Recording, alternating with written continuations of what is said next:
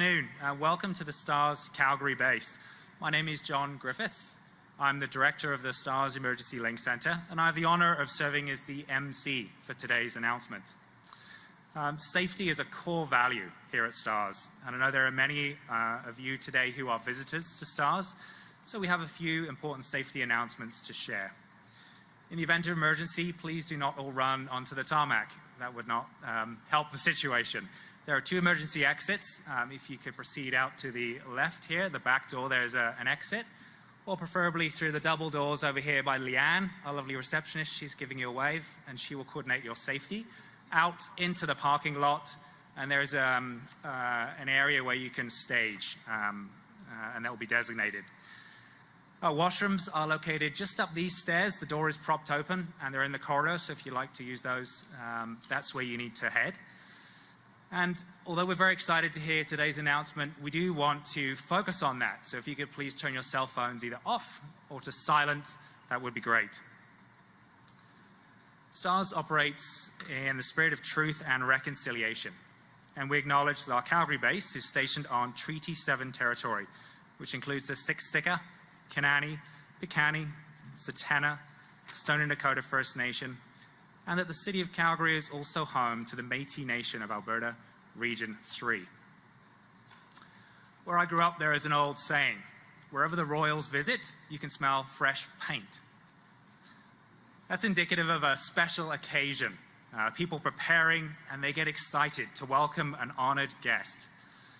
You may or may not smell fresh paint on the helicopter today, hopefully not. But we are very excited to welcome some honored guests with us today. First of all, Premier Danielle Smith.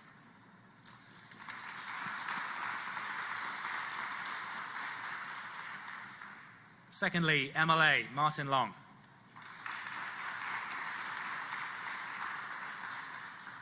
We have our partners from Alberta Health Services dotted around the room.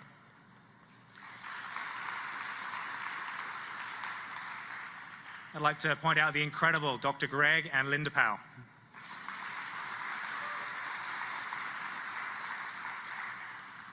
And members of the STARS Board of Directors as well. Thank you for joining us.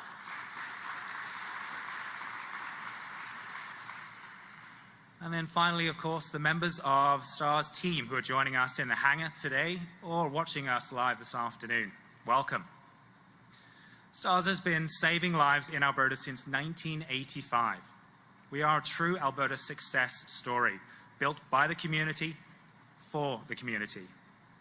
As we approach our 40th anniversary next year, we are reminded how proud we are to share our storied history and how excited we are to help shape the future of critical care.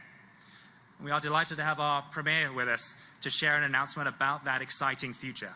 Please join me in welcoming to the podium Premier Danielle Smith.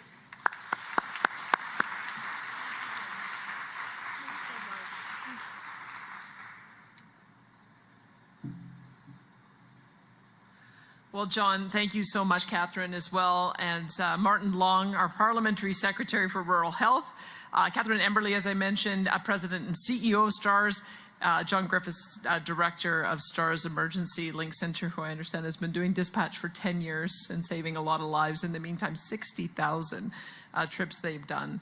It is such an honor to be here at STARS headquarters in the great city of Calgary, and thanks to the STARS staff for making us feel so welcome and showing us around your impressive facility today, as well as the impressive view, traveling around and going over by way of the downtown and then onto Foothills and the Children's Hospital. We actually witnessed one of the transports that you were doing landing at the Foothills Hospital.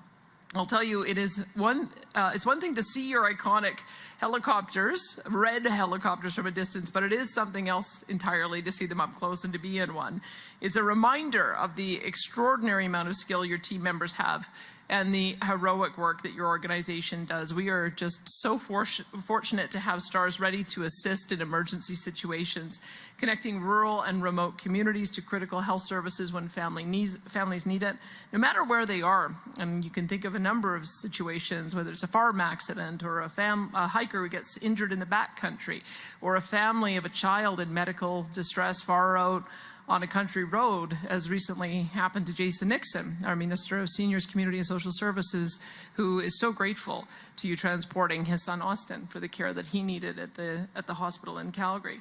Hearing that chopper pounding in the distance is such an enormous relief for a family going through something like this. And of course, I hope most Albertans never have to see the inside of one of your helicopters, but if they ever do, they will be in good hands. STARS is a truly made in Alberta success story. Before it was founded, getting sick or injured far from a major medical center meant a long trip by road to the nearest hospital. For people requiring emergency surgery or complex medical care, a long journey meant a lower chance of survival. But all that changed in 1985 with the creation of Alberta's first rotary air ambulance program, Shock Trauma Air Rescue Service, STARS, as it has come to be known, changed the landscape of medical services in Alberta. And since that time, STARS has grown into an award-winning emergency service provider that served Albertans faithfully for close to 40 years. And you've been recognized globally as a leader in critical care transportation. Today, you've got bases in 3 provinces, a fleet of 9 helicopters, and hundreds of staff who fly thousands of life-saving missions a year. With more than 60,000 missions under your belt and an incredible safety record, STARS has earned Albertans' trust and confidence many times over. STARS is also a celebrated charitable cause in Alberta, raising more than $35 million every year to fund their operations. And our government is a proud supporter of the work that STARS does. I'm sorry that you lost an incredible patron and friend, Stan Grad, who I know just absolutely, to his dying breath, supported everything that you've done here. And I hope that you're able to continue with the incredible fundraising that he helped to launch. But this is an excellent example of a public-private partnership that works so well. It's a relationship we've come to rely on over the years. STARS has become a vital part of Alberta's EMS system, transporting critically ill and injured patients by air to medical facilities throughout the province. And without your expertise and resources, the province would be missing a critical component of our healthcare system and emergency services systems. That's why we're pleased to announce today that we've entered into a 10-year service agreement with STARS. They have the fleet, personnel, and medical expertise we need to optimize response times and improve patient outcomes in places where access to healthcare services is limited. Our government believes that every Albertan deserves access to the very best quality healthcare, no matter where they are in our province. This collaboration with STARS will help us to deliver exactly that by extending our reach to the remotest corners of Alberta and beyond, so that Albertans can always rely on access to the best emergency services. Thank you, and I'd like to invite Martin Long, who's our Parliamentary Secretary for Rural Health, to share more.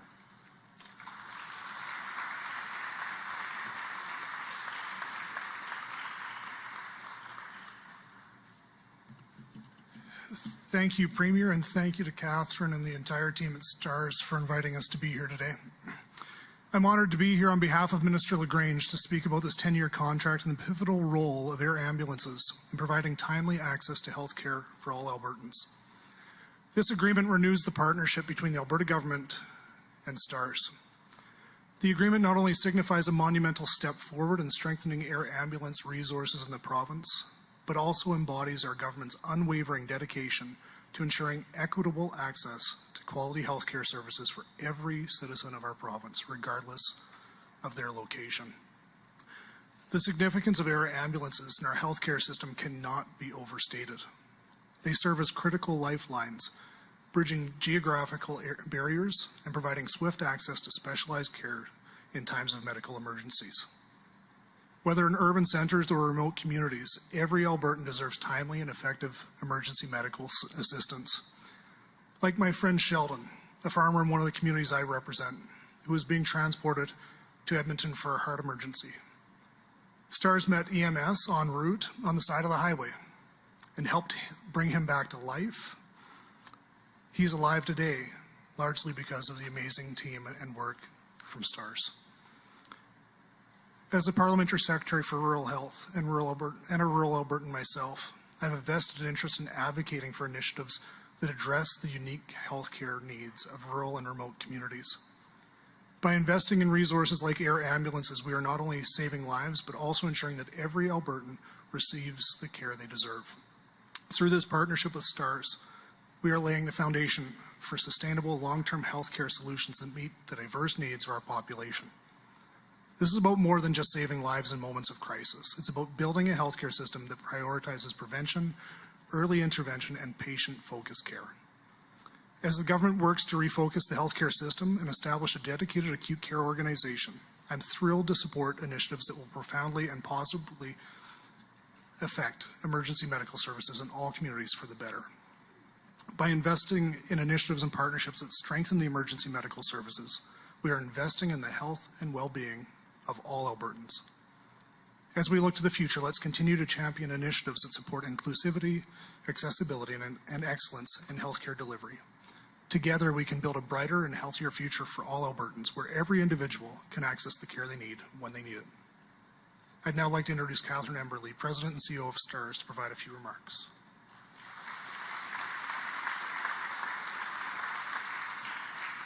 Well, what a day. We have an Alberta team in the playoffs. We've got beautiful blue sky, and this is a really historical moment for our organization. Premier Smith, MLA Long, friends from Alberta Health Services, thank you for taking time to be with us today and sharing this amazing news. We would also like to recognize Minister LaGrange for her continued support to make this announcement a reality. This is a historical day for STARS in critical care in Alberta, and we are so grateful for the government's unwavering support of our mission in enabling us to save lives every day. We would also like to recognize a few other special folks in the room with us today. The founders of STARS, Dr. Greg and Linda Powell, as well as some of our STARS board members, Mike Broadfoot, Richard Hodgkiss, and Mike Marsh. Thank you for being here. We also want to thank our entire volunteer board for all of their support and everything they do for STARS. And of course, we have to thank our wonderful STARS team in the room today. Your continued dedication to this organization is what makes days like this possible. We would not be here without your leadership and valuable insights. Thank you to all. Alberta has a wonderful legacy of innovation, of seeing opportunities, working collaboratively, and getting things done. STARS is one of those innovations. In 1985, here in Calgary, Dr. Greg Powell saw too many rural and remote patients not surviving because they couldn't get the critical care they needed in time. So what did? They innovated. They asked the community for help and support. We asked healthcare professionals to volunteer their time, and just like that, STARS was born. And here we are nearly 40 years later. We've completed over 60,000 missions across the prairies. That's tens of thousands of individuals and families who had access to the best care possible when they needed it the most, no matter where they were. And as an organization, we've grown since our start in 1985. We now have 3 bases here in Alberta, Calgary, Edmonton, and Grand Prairie, and have expanded across Saskatchewan and Manitoba. We have over 400 STARS employees who dedicate their time and energy to helping save lives every day. STARS was truly built by the community for the community. As a charity, our success as an organization would not be possible without the support we receive from our government partners and the communities we serve. Our partnership with Alberta government and Alberta Health Services has been critical to our long-term success, and we would not be able to do the work we do without their support. On behalf of the STARS employees, board members, and our patients, I want to sincerely thank Premier Smith, the Government of Alberta, and our entire team for their ongoing partnership and commitment to saving lives.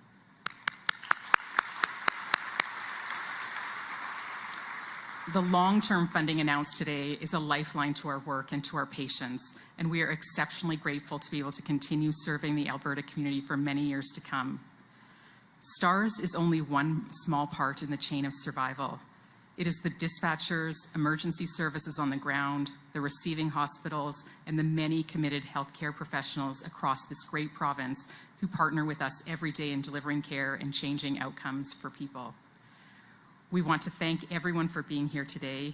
It's our honor to serve Albertans. We will continue to innovate and help shape the future of critical care in Canada for many years to come. Thank you so much for being here. We'd like to invite John to wrap up.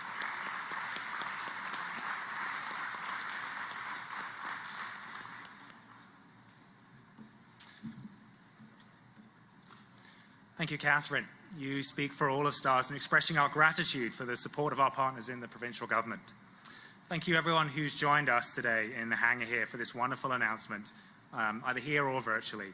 Our life-saving work at STARS would not be possible without your support.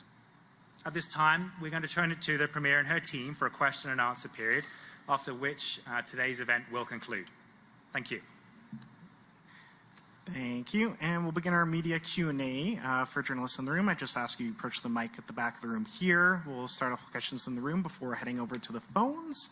And without further ado, we'll go to our first at the mic here. Hi, Sean Polzer, Western Standard. Hi.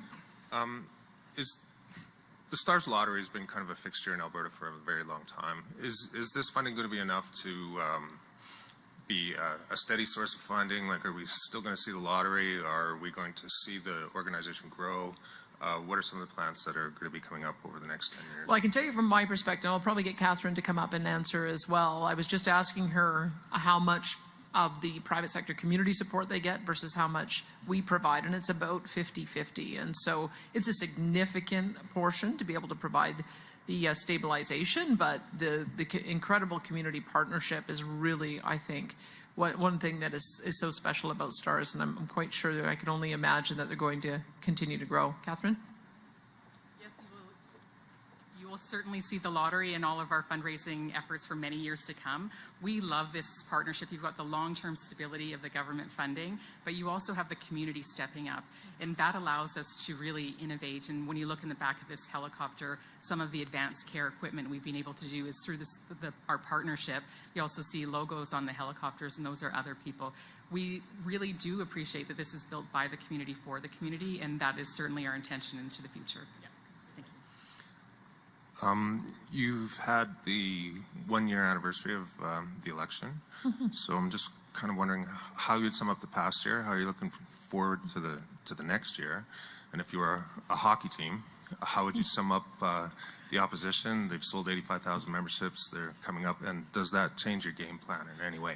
My goodness, there's a triple-barreled question there, Sean. So let me answer the first one last. I was very pleased to see David Eby make good on his bet. You probably saw I delivered him a jersey, and he talked about how the Oilers are best team in Canada. Now it's for sure, since we're going on to the next round. I'm also sending a box of delicious Alberta rib steaks down to Governor Abbott. I haven't figured out what my bet's going to be with Governor DeSantis yet, but we're working on one and taking suggestions. As for the year that we've had, it's been amazing. I mean, one of the things that I look at year over year is just how much our team has come together. I've got incredible ministers. I've got an incredible caucus. We have an aggressive agenda. I've put forward 260 mandate items in the mandate letters. Plus, there's been emerging issues. We've got about 400 initiatives that my civil service is working on. We're 25% complete, 61% started, and we're going to get that entire agenda implemented by the time of the next election. I think one of the highlights, of course, as we got into hazard season, was that we needed to make some significant improvements in how we fought fires. And I think that Todd Lowen's done a tremendous job of bringing in night vision helicopters and infrared cameras with the UAV, unmanned aerial vehicles, the night firefighting, the fact that we started firefighting season early, and now we're in a position where we can help others as they get through firefighting season and hazard season. That was we had to do some legislative changes in order to support that. But there were a number of other initiatives that we put forward. A major one, the healthcare restructuring, that's really just getting underway. There'll be a lot more work to do through the summer and fall in being able to implement on that. And very proud of the great work that we're doing to address the needs of our most vulnerable with our recovery-oriented system of care, which is now beginning to see all of the different pieces fall into place. We've made tremendous progress in the last year. We've got a lot more to do, but those would be some of the highlights. Thanks, Sean. We'll go to our next at the mic. Hey, Tim with CTV. The majority of Albertans are opposed to mining in the Rockies, the large majority of Albertans. So why is your government supporting a new application by Northback Holdings? I would say that it's an independent process. There were 4 advanced mining projects that the Alberta Energy Regulator has to consider. And the coal companies have to do the work of demonstrating that they can do development in a way that satisfies community concerns and addresses the environment. And that's an independent process. The Alberta Energy Regulator is going through that. And I'll just let them do their work. But I do think it's up to the coal companies to defend their products and projects and to bring the public on board. There was a letter sent to the regulator. So you mentioned the word independence there a number of times. What do you say to Albertans that are now, I'm on social media, I'm reading a lot of people are worried about the regulator's independence because of that letter that was sent out? If I understand it, there were 4 advanced projects. I think the minister just wanted to provide clarity about what those 4 were. I don't know that they had been identified. And these are ones that are brownfield sites. They had been developed in the past, perhaps in some cases not reclaimed particularly well. And so I think there was just some clarity about which ones might be able to have an opportunity to go through the regulatory process. So I'll just let that play out. And as I said, it's up to the coal companies, I think, to get the social license by satisfying community concerns and the environmental concerns. Thanks. Yeah, you bet. Thanks, Tim. And do we have any more questions from media in the room? Yeah, we'll go to you at the mic. It's Roger from Radio Canada. I just want to ask if maybe the Premier, do you have any sense of how much this 10-year agreement is going to cost the government? Let me just get some of those stats here for you. Hold on one second. All right, so the contract is from March 15, 2024 to March 31st, 2033. So 9 years and 2 weeks. The contract value is $15 million annually, and it was negotiated based on STAR's operating costs. Past funding levels were based on increases in demand and utilization, and our government collaborated with STARS to reach a funding level that they think and we think will give that long-term stability. I should also say that we do have companion contracts as well, signed with HALO, which is in the Medicine Hat service area, as well as HERO, which is in the Fort McMurray service area. Those are very rural and remote communities, and so they also have 5-year contracts based on providing that stability, and then they continue to go out into the community and get additional funds raised. Thank you. And seeing no more questions in the room, I'm going to head over to the phones. Operator, could you put through our first caller, please? Catherine Gregowski, Alberta Today.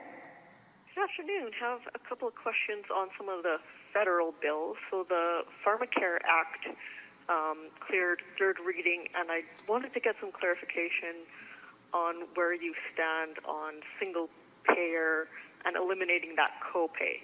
So you've said it's not universal because it's only 2 drugs, but as you work through that deal with the federal government, will you be working to eliminate copays at all for these 2 medications, or what is the status of those negotiations? Well, the federal government is offering their program, and we'll see what kind of uptake they have on that. We have a 5,000 drug plan in our program. We offer it to low-income individuals on AISH. We also have a program for those over age 65, and we've told the federal government that we'd be happy to opt out and get them to piggyback on our program so that we can expand the services. So I believe Minister LaGrange is in the process of having that discussion, but we are so far ahead in being able to offer a comprehensive plan. We certainly wouldn't want to take a step backwards. So we're happy to partner with the federal government in helping to expand our plan. Okay, and on Bill C-59, Charlie Angus has kind of pushed back on your concerns about that, saying you should want the oil and gas industry to tell the truth.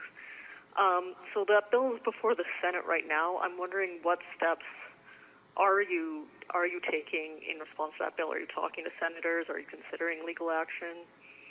Well, maybe I'll be the first person prosecuted under the Act, because I can tell you that our oil and gas industry has got a better environmental record than anywhere in the world, and I'm going to continue to celebrate that. They aspirationally want to reach net zero by 2050, and I'm going to support them every step in the way, whether it's through carbon capture, utilization, and storage, or the adoption of small modular nuclear, or working on direct air capture. And so I will not stop promoting our industry. In fact, I want to double the production in the oil and natural gas sector.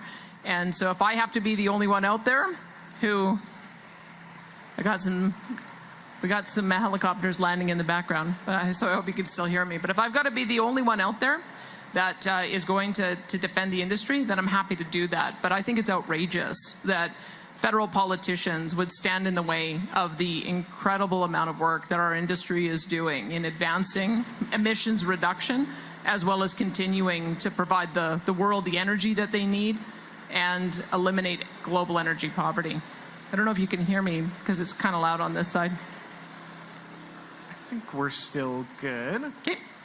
And we have time for one last question. Operator, could you put through the next caller, please? Let me just say one more thing. But there's another constitutional challenge in the works here. I mean, free speech is a guaranteed charter right, and energy companies as well as provincial politicians have the right to be able to talk about their products and to be able to sell it to the world. So I think they've gone way, way over their skis on this one, and I regret that they've gone in this direction. But ultimately, if it lands in court, that's where we're going to have to settle this out. We have a multitude of court actions against the federal government for stepping out of its constitutional jurisdiction. This is just one more example, and we'll fight them. We've won a couple, and I think we'll win more. Thank you, Premier. Operator, could you put through our last caller, please? Sean Amato, City News. Hi there. Question for you on affordability. So recent polling for CBC found that more than half of Albertans are struggling to pay their bills. What is your government doing right now to help those folks? We've done a lot. We indexed the personal income tax system. We indexed AISH. We indexed our seniors benefit. We brought through a 25% reduction for seniors in registry services, and we'll look at doing more. We've passed a couple of bills in the legislature, and there will be more to regulate the what we are now calling the rate of last resort, so that we don't see the kind of price spikes that we've seen on electricity in the past. We've passed a bill that directs the City of Calgary to change the way they calculate their local access fees, so they do not have a bunch of windfall revenues coming from taxes. We're going to do more on the issue of distribution to ensure that electricity prices stay low. We put in place a limitation on year-over-year increases for insurance so that good drivers would not see an increase above the rate of inflation. We put in a tuition year-over-year rate cap so students do not see an increase of more than 2%. We've extended the amount of time that they have to be able to pay off their or start paying their debt. The tax-free or the period has now been moved from 6 months to 12 months. We kept the fuel tax off for longer than our legislation had allowed for or prescribed, saving I think over $2 billion for people as they were filling up their gas and diesel tanks. We also provided an interim measure with rebates to Albertans for their electricity bills so that we could see them through that tough time. And those are some of the just some of the things I can think of off the top of my head. But we're prepared to do more. What we're happy to see is that the level of year-over-year increases in inflation are moderating. When we were putting these measures in, you have to remember, we were looking at 7 to 8% annual inflation rates. We're now down in the band where even the Bank of Canada is talking about reducing rates. And I hope they do, because that is the biggest cost that people are seeing, is when they go to renew their mortgage and they're seeing rates that are double what they used to have on, that is ending up doubling their mortgage payment. When landlords are going to renew their mortgages and they see a doubling in the cost, they're passing that on in the form of rent increases. And so we're very hopeful that we'll see the Bank of Canada start moving in the other direction. In the meantime, we're working with the federal government to figure out a way to get more affordable housing and attainable housing built. A few of the measures that we took in the legislative session was to remove the property taxes off of affordable housing projects. We're also using a community revitalization levy so that that will qualify for attainable housing projects. And we're allowing municipalities to have more flexibility to use the tax system to attract more housing construction. And it's all working. I mean, we've seen a 67% year-over-year increase in our housing starts. So we'll do more of the same.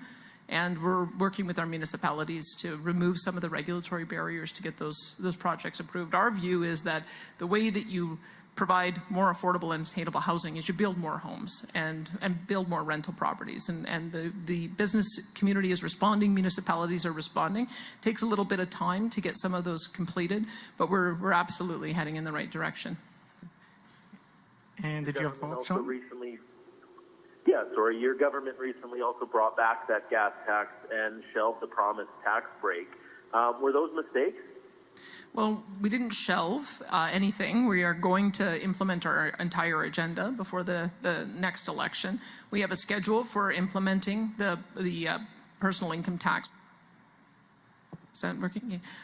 Which will begin in 2026 and be fully implemented in 2027. Because one of the things that we have heard is that the Alberta public wants us to balance the budget. So we have to make sure that we have the room and the dollars to be able to deliver that tax cut so that we don't end up running a deficit. And when it comes to the fuel tax program, we kept it off for much longer than the program would prescribe. And once again, if the oil and gas prices, or if WTI trends above $80, then we'll reduce it again. If it trends above $90, we'll eliminate it altogether. So I'm pleased to see that because prices have moderated, we're also seeing the impact of that at the pumps. Thank you, and that's all the time we have for questions today. Thank you, everybody, for joining us.